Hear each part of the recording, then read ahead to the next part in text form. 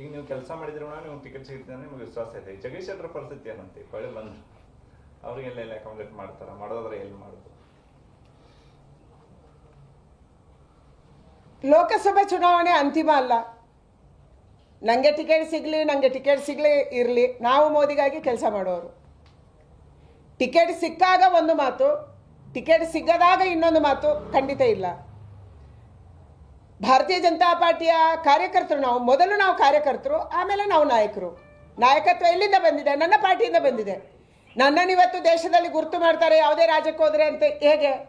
ನನ್ನ ಪಾರ್ಟಿ ನನಗೊಂದು ಜವಾಬ್ದಾರಿಯನ್ನು ಕೊಡ್ತು, ಅದಕ್ಕಾಗಿ ನನ್ನನ್ನು ಗುರುತು ಮಾಡ್ತಾರೆ. ಅದಕ್ಕಾಗಿ ನಾವು ಪಾರ್ಟಿಗೆ ಯಾವಾಗ ಋಣಿಗಳಿದ್ದೀವಿ. ಜಗದೀಶ್ ಶೆಟ್ಟರು ತುಂಬ ಹಿರಿಯ ನಾಯಕರು ನಮ್ಮ ಪಾರ್ಟಿಗೆ. ನಾನು ಮೊದಲೇ ಹೇಳಿದ್ದೆ, ಅವರು ಪಾರ್ಟಿ ಬಿಟ್ಟು ಹೋದ ತಕ್ಷಣ ನನಗೆ ಅವರು ಸಿಕ್ಕಿದ್ರು.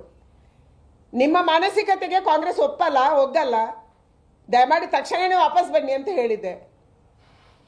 ಇವತ್ತು ವಾಪಸ್ ಬಂದಿದ್ದಾರೆ, ಖುಷಿಯಾಗಿದೆ. ನನಗೆ ವಿಶ್ವಾಸ ಇದೆ ಅವರಿಗೆ ಲೋಕಸಭೆಯಲ್ಲಿ ಟಿಕೆಟ್ ಸಿಗುತ್ತೋ ಇಲ್ಲ ನಂಗೆ ಗೊತ್ತಿಲ್ಲ, ಅದನ್ನು ತೀರ್ಮಾನ ಮಾಡುವವರು ಹೈಕಮಾಂಡ್. ಆದರೆ ಅವರಿಗೆ ಖಂಡಿತವಾಗಿ ಬರುವಂಥ ದಿನದಲ್ಲಿ ಗೌರವ ಸಿಗುತ್ತೆ, ಉನ್ನತ ಸ್ಥಾನಮಾನ ಸಿಗುತ್ತೆ. ಅವರನ್ನು ಗೌರವದಿಂದ ನಡೆಸ್ಕೊಳ್ಳುವಂಥದ್ದು ಭಾರತೀಯ ಜನತಾ ಪಾರ್ಟಿ ಮಾಡುತ್ತೆ ಅನ್ನುವಂಥ ವಿಶ್ವಾಸವನ್ನಷ್ಟೇ ನಾನು ಹೇಳಬಲ್ಲೆ. Thank you. Thank you.